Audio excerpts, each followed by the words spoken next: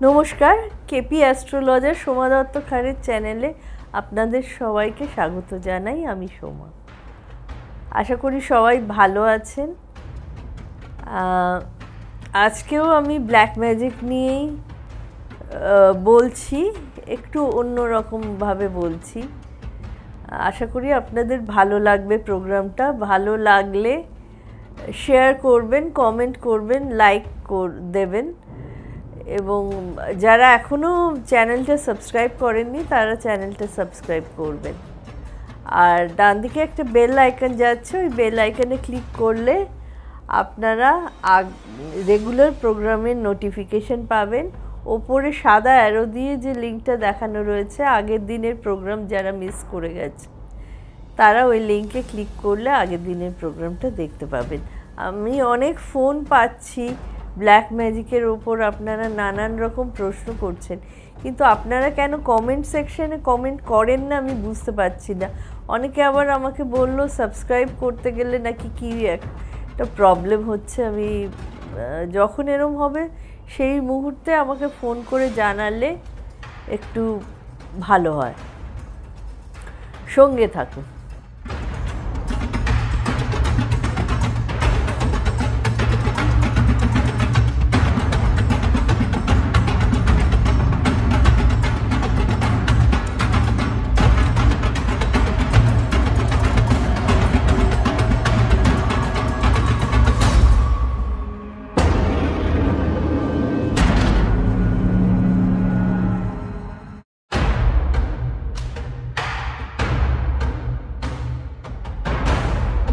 আপনারা অনেক সময়ই দেখবেন, প্রায় সব প্রোগ্রামেই আমার পেছনের ব্যাকগ্রাউন্ডে কোনো না কোনো পেন্টিংয়ের ছবি থাকে।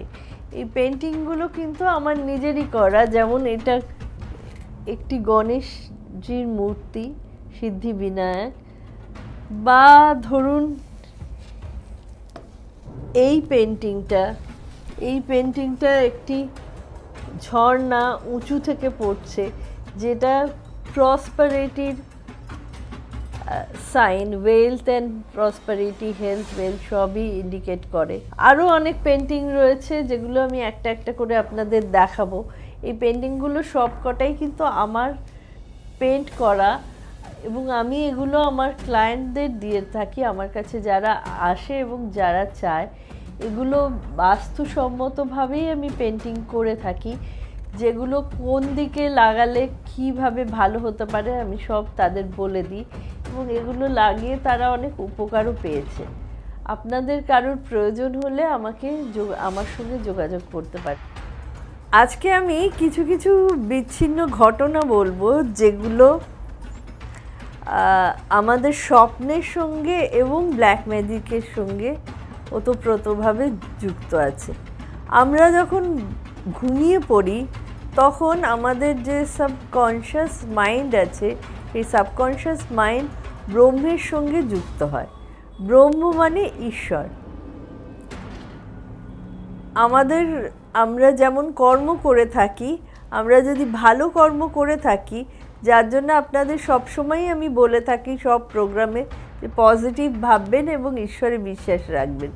আমরা ভালো কর্ম করে থাকলে ঈশ্বর নিশ্চয়ই আমাদের সাবধান করে দেন কখন এই ঘুমের এই সাবকনশিয়াস মাইন্ডে যখন আমরা কোনো স্বপ্ন দেখি, স্বপ্নের মাধ্যমে হয়তো কোনো সামনে বিপদ আসছে বড়, সেই বিপদটাকে যাতে আমরা ঠিকমতো কাটিয়ে উঠতে পারি, ঈশ্বর আমাদের কিন্তু আগাম সেটা জানান দেয়। কীরকম আমি কিছু বিচ্ছিন্ন ঘটনা বলবো। আমি এরকম প্রতিটি ঘটনাই কিন্তু সত্যি ঘটনা। কোনোটা আমার ক্লায়েন্টের সঙ্গে ঘটেছে, কোনোটা নিজেদের সঙ্গে ঘটেছে, নানা রকমভাবে। প্রথম যেটা বলবো সেটা হচ্ছে আজ থেকে প্রায় ধরুন 30 বছর আগেকার কথা। তখন আমি অনেকই ছোট ছিলাম, আমি এই জ্যোতিষ লাইনেও আসিনি। সেই সময় আমার বাবা হঠাৎ একটা স্বপ্ন দেখেন আমার দাদুকে। আমার দাদু কিছু একটা বলতে যাচ্ছেন, মানে খুব উৎকণ্ঠা ভরা মুখ, কিছু বলতে যাচ্ছেন দাদু। কিন্তু ইশারায় কিছু বলছেন, তো কি বলছেন সেটা বাবা বুঝতে পারেনি এবং স্বপ্নটা ভেঙে যায়। আমাদের বাড়িতেই একজন এরকম মানুষ ছিলেন যিনি সবসময় এই বাস্তুর ক্ষতি করার চেষ্টা করতেন, ব্ল্যাক ম্যাজিক এবং নানা ধরন করে। তখন যেহেতু আমাদের বাড়িতে কেউই এইসব ব্যাপারে জানতো না, আমি যেটা পরবর্তীকালে পড়াশুনো করে এই সমস্ত বিষয়ে এসে তবেই জানতে পেরেছি, আগে এগুলো বুঝতাম না। সেই আত্মীয় ব্ল্যাক ম্যাজিক করে আমাদের বাস্তুতে প্রচণ্ডভাবে ক্ষতি করে রেখেছিল। এবং বাবা এই স্বপ্নটা দেখার পর স্বপ্নের মানে বুঝতে পারছে না, কিন্তু বাবা সমানেই বলছে যে আমার দাদু বাবাকে কিছু একটা বলে সাবধান করছিলেন, কিন্তু কি বলে সাবধান করছিলেন এরকম চুপ চুপ করে উদ্বিগ্ন মুখ নিয়ে কিছুতেই মাথায় সেটা আনতে পারছিলেন না যে কেন এরকম সাবধান করছেন। তার কিছুদিন বাদেই হলো কি, আমাদের একটা বিশাল বড় চুরি হয়ে গেল। চুরি মানে ট্রাভেল করতে গিয়ে আমার কাকার সমস্ত জিনিসপত্র, মানে সুটকেসে ছিল, সেখানে অনেক দামি দামি গয়না গাটিও ছিল, সমস্ত হারিয়ে ফেলেছিল, সমস্ত চুরি গিয়েছিল। তো তখন অত কিছু তো আমরা কেউ জানতাম না। তখন যার কাছে যাওয়া হয়েছিল তিনি পরবর্তীকালে বাড়িতে এসে বলেছিলেন আপনার বাস্তুতে কিছু করা রয়েছে, যার জন্যে এই সাংঘাতিক ঘটনা ঘটেছে।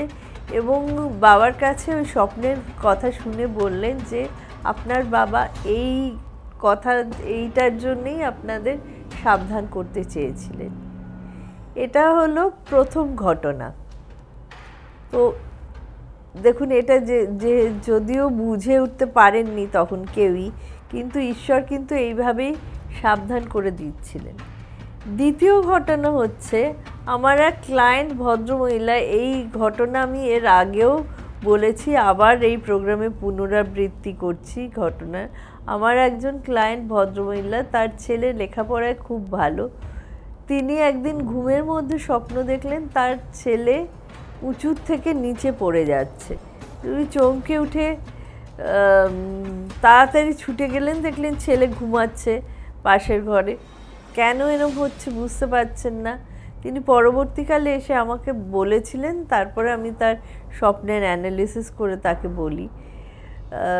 কিছুদিন বাদে তিনি খবর পেলেন যে ছেলে টিউটোরিয়ালে পড়তে যায় না, কলেজে যায় না অর্ধেক দিন, এবং ছেলের প্যান্টের পকেট থেকে তিনি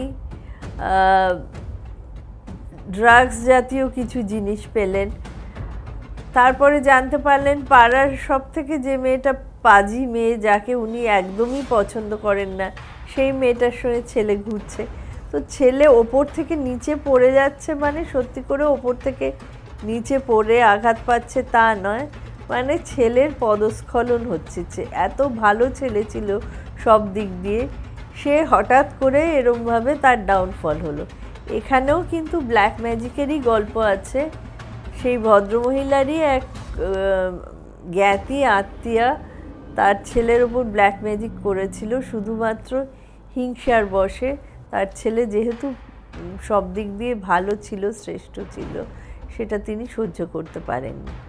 তো এখানেও কিন্তু ঈশ্বর তার সেই ছেলের মাকে ওই স্বপ্নর দ্বারা আগে থেকেই কিন্তু একটা ওয়ার্নিং দিয়েছিলেন। সেটা উনি বুঝতে পারেননি, সেটা আলাদা কথা। থার্ড ঘটনা একটা বলছি। সেই ঘটনাটা হচ্ছে, আমার কাছে এসে একজন ভদ্রলোক বলেছিলেন, আগেকার দিনে হতো না, আশেপাশের পাড়ার বাড়ির লোকজনদের সঙ্গে এমন ঘনিষ্ঠতা থাকতো যে সেখানে হয়তো তাদের আত্মীয়র থেকেও অনেক কিছু বেশি সম্পর্ক ছিল। তো এরকমই একজন ভদ্রলোক তার পাশের বাড়ির কাকু বলতেন। একদিন উনি স্বপ্ন দেখেছিলেন কাকুকে সকালে উঠে মানে স্বপ্নের মধ্যে দেখছেন যে সকালে উঠে দেখছেন যে সেই কাকুর ডেড বডি বার করা হচ্ছে তার বাড়ি থেকে। উনি ভীষণভাবে চমকে উঠে জেগে যান। পরে উনি সকালবেলা উঠে খোঁজ খবর নিতে গিয়ে জানলেন সেই কাকু ভীষণভাবে অসুস্থ হয়ে পড়েন মাঝরাতে এবং তাকে হসপিটালে ভর্তি করা হয়।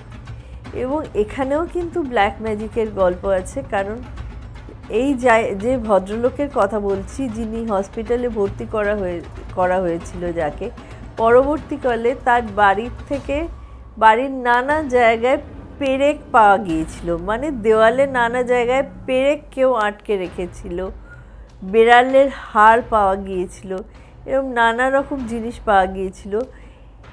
ভদ্রলোক পরে সুস্থ হয়ে বাড়ি ফিরে এলেন, কিন্তু তার স্ত্রী হঠাৎ করেই গায়ে আগুন ধরে গেল পুজো করতে বসে এবং তাকে আর প্রাণে বাঁচানো গেল না।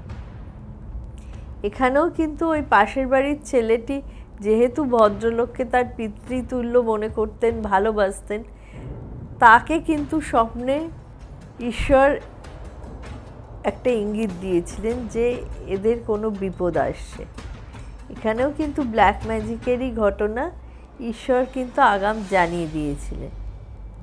এবার শেষ ঘটনা যেটা বলবো সেটা একেবারেই রিসেন্টলি হয়েছে, আমার একজন ক্লায়েন্টের সঙ্গে হয়েছে, যেখানে আমার ক্লায়েন্ট এসে বলেছে যে উনি স্বপ্ন দেখেছেন যে কালো কালো কিছু অদ্ভুত ঝুলের মতো প্রাণী ওনার চারিদিকে ঘিরে ধরেছেন এবং উনি তাদের কবল থেকে কিছুতেই বেরাতে পারছেন না। ওটা কী প্রাণী উনি বুঝতে পারছেন না, কিন্তু উনি অদ্ভুতভাবে একটা জালে জড়িয়ে পড়েছেন, ওই ঝুলের মতো জিনিসগুলো ওনাকে ঘিরে ধরছে, উনি কিছুতেই সেখান থেকে বেরিয়ে আসছেন না। উনি এটা এসে আমাকে গল্প করেছিলেন। এবার আমি ওনার জন্মকোষ্ঠী দেখে এটা বলেছিলাম যে আপনি কোনোভাবে কোনো লিগ্যাল কেসে জড়িয়ে পড়বেন যেখানে আপনার কোনো দোষ নেই, কিন্তু আপনার হ্যারাসমেন্ট হবে এবং সম্মানহানি হবে।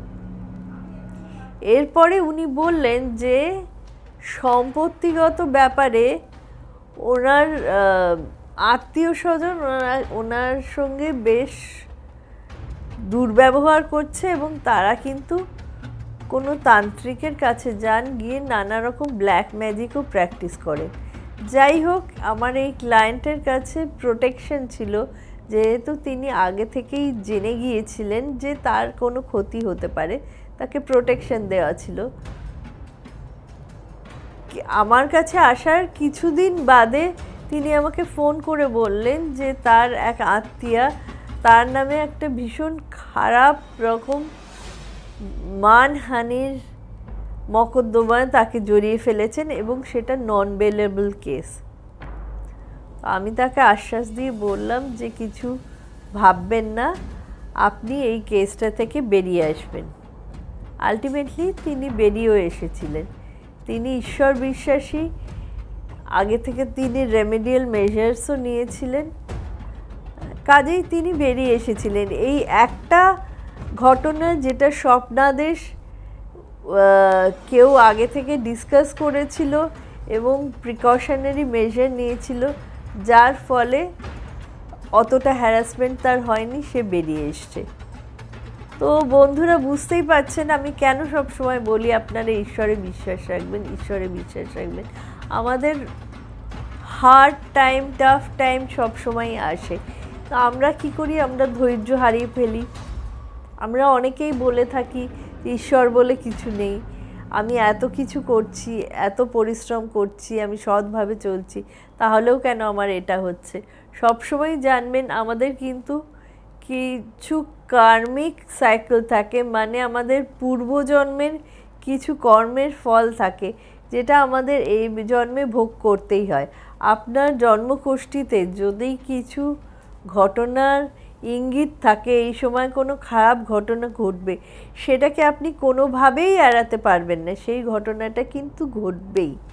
কিন্তু আমরা যদি আগে থেকে রেমেডিয়াল মেজার্স নিই, সেটা আগে থেকে জানতে পারি, প্রিকশনারি স্টেপ নিই, তাহলে সেই ঘটনার এফেক্টটা অনেক কম হয়ে যায়।